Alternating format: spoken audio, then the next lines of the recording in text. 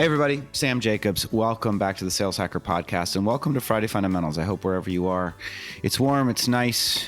People are wearing masks, unless you have a problem with that, in which case I hope they're not wearing masks. Whatever your personal preference is, I hope it's being met. But that's not why we're here today. We're here because we've got back on the show Michael Coscetta, who is the Chief Sales and Strategy Officer for Compass, one of the largest real estate brokerages in the United States, doing over $90 billion in transaction volume, I think, last year, and generating $2 billion in revenue from that.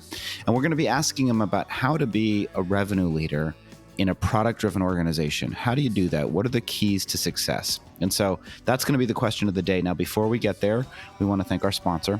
Friday Fundamentals is brought to you by Outreach. Outreach triples the productivity of sales teams and empowers them to drive predictable and measurable revenue growth by prioritizing the right activities and scaling customer engagement with intelligent automation. Outreach makes customer-facing teams more effective and improves visibility into what really drives results. Michael, welcome back to the show. Thank you, Sam. Great to be here, and thank you for making me feel guilty for not having a mask on even during this call. It's all about guilt. I'm just trying to be passive aggressive and I'm used to it these days. Yeah, exactly. It's still guilt. All right. So our question for you on Friday Fundamentals is, because you've done this so many times, what are the strategies? What are the tactics? How does one become an effective revenue leader when you're working in a product-driven company? And you've done that at Square and you've done that many other places. So tell us what your keys to success are. Hey, Sam, I think this is a really critical question because most companies that are popping up today have some major technology component to them. They claim to be a technology company. They're a platform business, product business. And when you're running sales or when you're a revenue leader, you kind of need to dispel this old world of being this linear, kind of sales gorilla. And one of the ways I think you start to do that is you've got to be able to speak the language. And it doesn't mean you have to go code and doesn't mean you have to go get a PhD in neural networks, but you've got to be able to understand the other side. You've got to be able to understand the culture of the business. And, typically if you're a product manager or an engineer, the way you're trained is how do I build something with a machine that doesn't require a human? And, that's a very specific way of thinking. And it's about thinking automatically at scale. And it's about thinking automation versus manual input.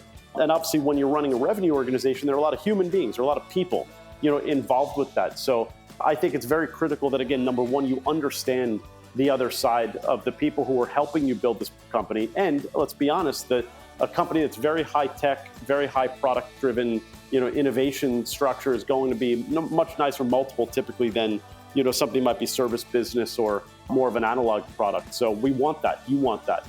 The second thing is you've got to be able to force yourself into the operations side because you can't just there's no more of this charismatic, ebullient sales leader that just, rah-rahs people and inspires them and that's what makes you a great revenue lead. No, that's what makes you one-dimensional and probably barely makes you a sales manager.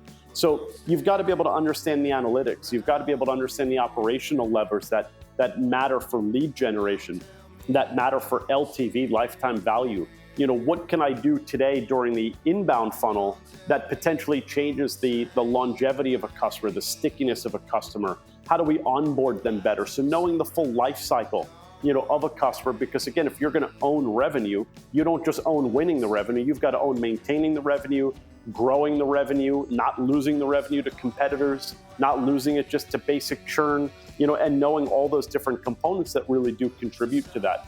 I think the last thing I would say is you've got to be able to not only build a team that can scale, but you've got to force yourself to make your team even more efficient, more productive, so that as your team grows, you're actually starting to shed some of the lower level work off of your team into more of an automation type model.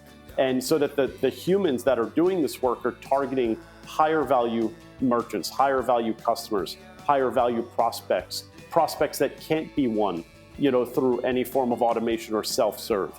How do I grow revenue at scale? Well, again, if you really hit a product big and you're a company that's going to nail scale, well, you might not have hundreds of customers. You might have hundreds of thousands or millions or tens of millions of customers. Well, how do you support that?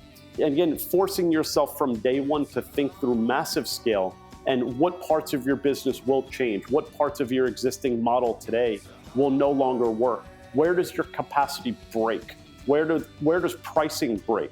Where does the marketing strategy have to either build a parallel brand or create a new channel or try new channels? How do you go international? Does your product even work in another market? Well, what parts of the product will work in that other market? And really just forcing yourself to think through all those different dimensions, because again, I think the force on any revenue leader today is you've got to be able to live in this high-tech, high automation world, but you've got to be able to then apply it to this high-touch organization that you might run, which has a lot of different dimensions, has a lot of different constituencies. And again, to not be laughed out of the room in a really high-tech, complex environment, you've got to be able to speak all sides and be able to understand all the different people who are involved in running this business. So hope that helps. Yeah, it does. So if I'm understanding correctly, and tell me if I missed it, but first of all, the first thing is just understanding how engineers and how product managers think in the first place, and ensuring that you have some aptitude and facility with speaking their language. And then the second part of it is really understanding that your role, to your point, I thought it was great how you articulated it, is not just about getting the revenue, it's about maintaining the revenue, growing the revenue, and making sure that you don't lose the revenue, and understanding the full life cycle of the customer so that you can think at scale through automation in the same way that an engineer or a product manager would. Did I summarize that roughly correctly? I think you nailed it. Thanks, Coach. I appreciate it.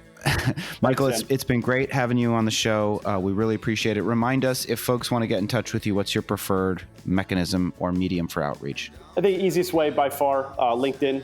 Feel free to connect with me on there. That sounds great. If folks want to reach out to me, you can. LinkedIn.com/in/Sam F. Jacobs.